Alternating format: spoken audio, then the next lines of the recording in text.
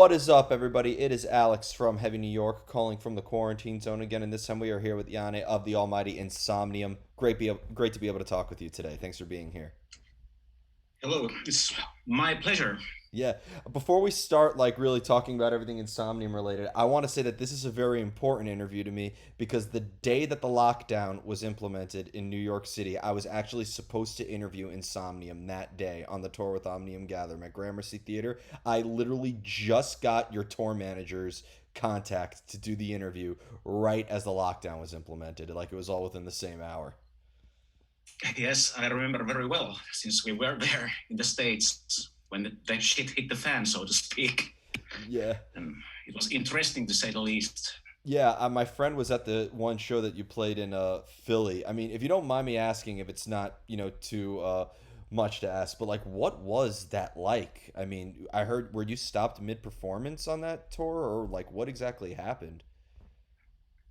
Well, it was all such a shit show. We already knew when we flew to States that, okay, this might be an issue and this might go to shit, this whole thing. And in the end, we ended up playing one show out of 34 booked shows, and that was the Philadelphia show that we did. It was the first show of the tour. We had just gotten our rental gear and our bus the day before, and the day before, or actually the night before, I was in a sports bar close to New York, I think, with Aapo, the keyboard player from Omnium Gatherum, and then our one of our tech guys, and we were watching sports. I think it was some NBA game, and then suddenly they stopped the game. Like, okay, this is not happening. And we were watching it, like, okay, this is getting serious now. Like, everything is closing. This tour is not going to happen. We ended up playing the Philly show, and even there we had sold like 400 or 500 tickets in advance, and maybe 200 people showed up since everyone was so scared. Yeah. Yeah, I gotta say, so like Insomnium is always gonna be now the band that I remember. And like I said, I'm a big fan of the music, so but it's always gonna be the band that I remember of that began this whole thing for me at least. Like the day that the show got canceled, that was day one of the pandemic for me personally, as well as a lot of people I knew who were gonna be at that show. Yeah, for us as well. We played that one show, and then we got the info that we cannot play New York since the restrictions hit, and we had already sold way more tickets than would be allowed in. We knew that, okay, this is we're done. Like, we're flying home. Yeah, I'm glad you guys were able to get out as quickly as you did too, because I'd imagine that just visas being what they are, that would have been a nightmare. Yeah, visas were okay, of course, but you can always leave. But they were canceling all the flights. I think we catched one of the last few flights that we even had for to Finland from New York. And it Wow. was very eerie actually being in the JFK airport since I've been there before and I know what it looks like normally. And it's so empty. Yeah. Like, Oh my God. And that's there's only people rushing home, and that's it. when JFK is empty, then you know shit is hitting the fan. Yeah. Okay, this is real now. Yeah. But on a note that's less grim, some more exciting stuff is that we have some new Insomnium coming out September 17th. We got the new EP Argent Moon coming out. Was this meant to kind of be just sort of like a one-off thing to hold people over while we wait for a full-length follow-up to Heart Like a Grave? Is this kind of like a preview of what the follow-up to Heart Like a Grave will be like the follow-up, or is this just a one-off standout thing for Insomnium? Oh, it was not meant to be basically anything. We were just bouncing around ideas of what we should do now since we didn't know how long this shit is going to last. And well, it's been almost 1.5 years and it's still going.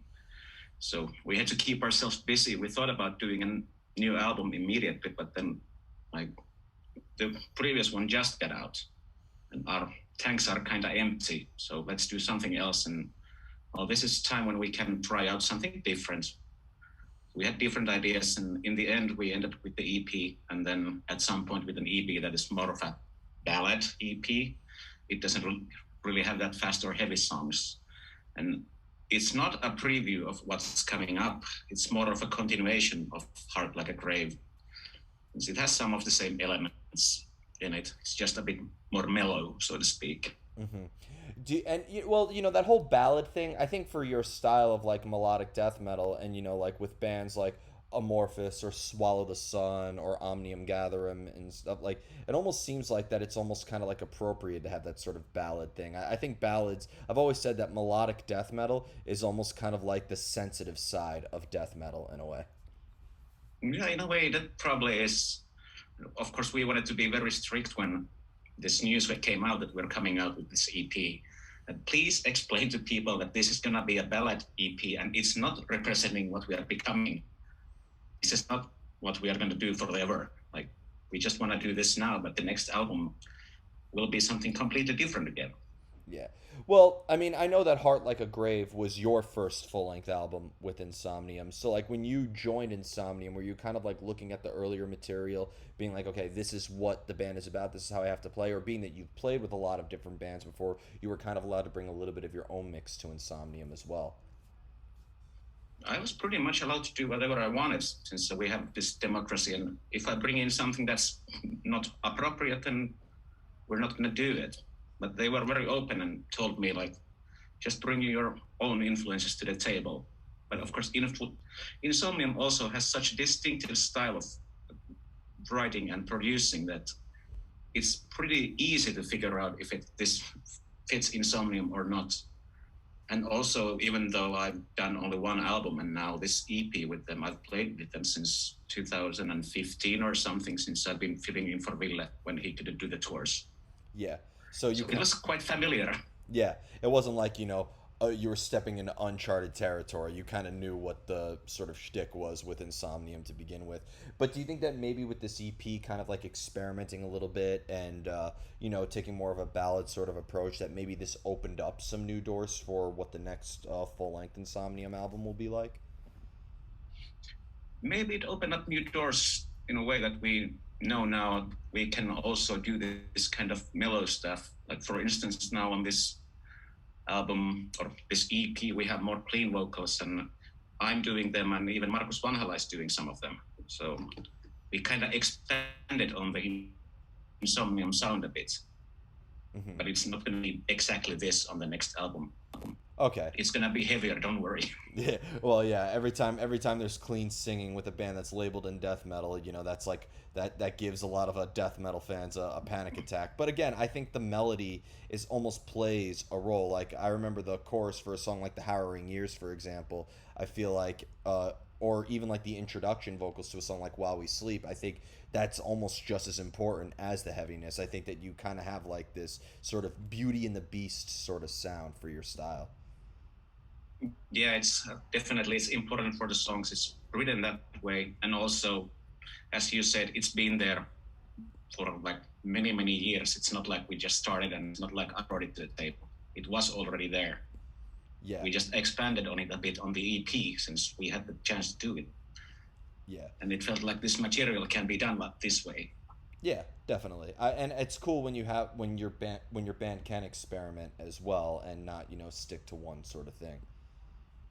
Yeah, that's really fun actually when working with Insomnium, that they are not really stuck on anything, even though it's labeled melodic death metal, which it essentially is.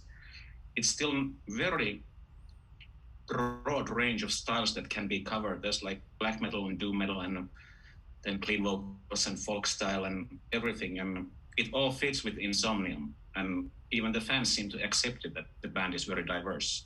Definitely. And when I even think melodic death metal now is a very vague genre because does it sound more like At the Gates? Does it sound more like Soilwork? Does it sound more like Dark Yeah. Tranquility? Does it sound more like Children of Bodom? Like it almost just seems like when you label your band like death metal alone is a pretty vague genre, but now melodic death metal is becoming a vague genre in itself. Yeah, it's kind of like labeling your band, we play heavy metal. Well, that doesn't really say much yet. No, it does not. Especially because I've talked to a few people like I would be recommending telling them about the music I listen to, and they'd be like, "Oh, is it heavy like Stained?" So No, not in that sense. yeah. Now, I've always been fascinated by the technical excellence of Insomnium because it does sound like very studied. Again, and sorry to mention the same song twice, but While We Sleep, that introduction, that guitar tone is just so like there's. I feel like I feel like it's almost kind of like a forgotten Wagner track in a way. And for you, with your technical capabilities from the stuff that you brought into Sonata Arctica and Stradivarius and stuff, it sounds very studied. Do you have like a background in theory or anything like that, or are you completely self-taught? I have some background in theory and guitar studies and all this, but mostly self-taught. But I've studied music, not extensively, but some. And when I was a kid learning to play, I also read shitloads of music books, and that helped a lot. Did do you think about any of the theoretical stuff that you've learned when applying it to songwriting, or do you completely like let that go out the window? Because sometimes I'd imagine it could be too dictatorial. No, I don't. At least personally, I don't apply it that much. If I get stuck, I can rely on theory or some tried and true solutions to certain problems. But usually, where the theory helps is that I try to write something, and if it sounds good, it sounds good. And then the theory just helps me explain why it sounds like this and what's the logic behind this thing. And also, music theory is a common language amongst musicians. So if we explain to another musician the things in the theoretical language, they understand what you mean. You don't have to even play it. You can just say what it is. Definitely. And do you also maybe have to like adjust your guitar playing depending on the vocal? Because I mean, having clean vocals and aggressive vocals in Insomnium in itself, I'd almost feel like that you have to maybe adjust the effects. But also, playing with Sonata Arctica, which thrives a lot more on clean vocals, and playing with Annette, formerly of Nightwish, in the Dark Element as well. Like that's a completely different vocal range. Have you always had to maybe change your tuning or maybe even your guitar tone to sort of fit the vocalist? Yeah, of course, you change your tuning, especially to fit the vocalists. And in Insomnium, when I have to do the vocals live, for instance, myself, the clean ones, I have to adjust my playing since I'm not that talented. Like playing very intricate parts and trying to sing in tune at the same time is very difficult for me. I'm not like Matthias Ia Eklund from Free Kitchen who can play some sick polyrhythms and sing over it. I actually have to concentrate. And usually that means simplifying the part or letting Markus Vanhala, for instance, take over the difficult part. And I keep it simple. And then when I don't have to sing anymore, then I can play the difficult parts. Yeah, and singing and playing I mean, that has to be a combination of lyrical memory, muscle memory, just note memory. I mean, it almost seems like that you're wearing like six or seven different hats. Yeah, it feels like that. You have to remember a lot of different things, and also your brain has to kind of separate two things and do different things at once. And sometimes they don't correlate as much as you would think. So this is, for instance, relying back to the Free Kitchen guy who can play and sing totally different things, and it sounds sick. I have no possibility of doing that. Yeah. And one thing I also wanted to ask you is like, because I've always considered you may very much laugh at this title or maybe even cringe at it, but I've called you the Dr. Dre of Finnish death metal because of all the projects you've been involved in and all your collaborative efforts. So playing with, from in your time in Insomnium and Stradivarius and Sonata Arctica and the Dark Element and all that, is there a different mind frame, like a creative mind frame or a technical mind frame, or is there something that applies to all of your projects? Is there maybe like a usual method behind the madness that applies to everything you've been involved in? Well, the only thing that's common with everything is that I just try to make it as good as possible. And I don't really care how it's achieved as long as it's good. But all the things you mentioned are very different from each other. Like working with Annette is very different from working with Niilo Sevanen when it comes to vocals. Yeah, yeah, of course. And it has to suit the certain area that you're trying to achieve. Like they are different hats that you're wearing. They might have some similar colors or something, but still. Yeah, definitely. Does just sometimes working with one project maybe allow you to steal a couple things, or you taking notes to bring it to another project? Like, because that Dark Element album is amazing, the Song the Night Sings album, and I see it in the background behind you. But that's a Yeah, that is special. it is I have not forgotten about that album. I still play it 2 years later, but it's a great, like, do you almost does working with one maybe allow you to take some notes to bring into Insomnium, or do you try to keep everything as separate as possible? it definitely works both ways. Like I might be working on Dark Element and I come up with something that, okay, this is not for this, but I can use this with Insomnium or something else. And now also when I've been working on some new material for some other things, I noticed that I've taken some influences from Insomnium, maybe not songwriting that much, but the way it's produced and instrumentation and everything like that. So they are still connected somehow. Like, you take something from there and something from there. And I'd imagine too, especially when you're playing with Insomnium for like 30 dates at a time, like maybe you develop habits or like there's stuff you do subconsciously in other projects as well without even realizing it, right? Probably yes. Like it would be weird if it didn't happen. Then you're not really paying attention. Definitely, definitely. If you don't mind me asking too, with this new EP coming out for Insomnium, is this? I know it's not. You said it's a one-off sort of thing. It's not representative of like what the follow-up to Heart Like a Grave is going to sound like. But I still think Heart Like a Grave is amazing, and I think Insomnium has been on a never-ending creative streak lately, going from Winter's Gate to Heart Like a Grave to now. Is there maybe any ideas you could give for what maybe the next full length Insomnium album is going to sound like, or are you trying to keep that as under the radar as possible? I could, but I'm not gonna since it's still in the process. But well, for instance, we had to reschedule this interview, and it was because we had a band meeting and rehearsals with the whole band all of last week. It's like Ville lives in UK, but he was now in Finland for the first time since the pandemic started, so that we could all get together in the same room. So we are working on the new material, and we have ideas, But that's all you pretty can say. refined ideas of what we're gonna do, but it's still secret.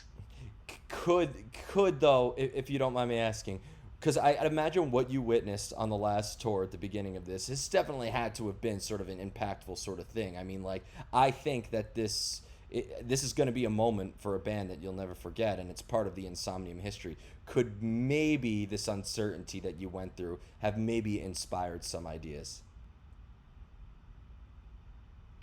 Probably there's gonna be something that comes out of this since, well, I'm now 40, turning 41. I've been doing this for a living for more than 20 years. And this is a situation that I have never seen, not even close. And I don't think many other guys have either. So I think everyone's going to draw something from it, but we are not going to make some fucking pandemic album. Like, at, when the time comes that we come up with a new album, hopefully this thing is over already. And I think all the people are going to be so sick and fucking tired of this COVID thing. They're not going to want to listen to it again on the album. Yeah, that is fair enough. Like, there's already like new subgenres of metal coming out, like pandemic metal or vaccinated metal is my favorite one. What the fuck? What's that? I guess what the concept of it is like the straight edge hardcore movement, like Earth Crisis and stuff. I think they're trying to sort of make that sort of, instead of straight edge and vegan, it's like masked and vaccinated or something like that. So Okay, well, that's weird, but to each his own. hey, points for creativity. I've always said that this is the time to be creative, but I couldn't agree with you more. I think it's too It's much. weird. Yeah. And just before we go, is there anything else that you would like to promote for Insomnium with the release of this new EP? It's coming out September 17th, right? I think you're correct. And I think there's still one video that's coming out when the album, the EP, hits the shelves. So check that one out. I've seen it. It's pretty damn cool. Maybe the best one of the videos, maybe the best one of the songs as well. And let's just see what the future brings. We have some shows booked, but no one knows what's happening. Like, Yeah. we are working on the new album, and it's supposed to come out next year. Okay. Well, thank you so much, Yanni, for a great chat. It's great to finally make this. Even though this interview was rescheduled last week, I was saying that this interview is a year and a half overdue. So, Okay, so a week is not that bad anymore. yeah, exactly. I was like, oh, what's another week? But thank you so much, everybody. We are here with Jani of Insomnium. Be sure to check out the new EP coming out via Century Media Records on September 17th. This is the new EP is called Argent Moon. This is Alex from Heavy New York, and we will see you next time. Take care, people.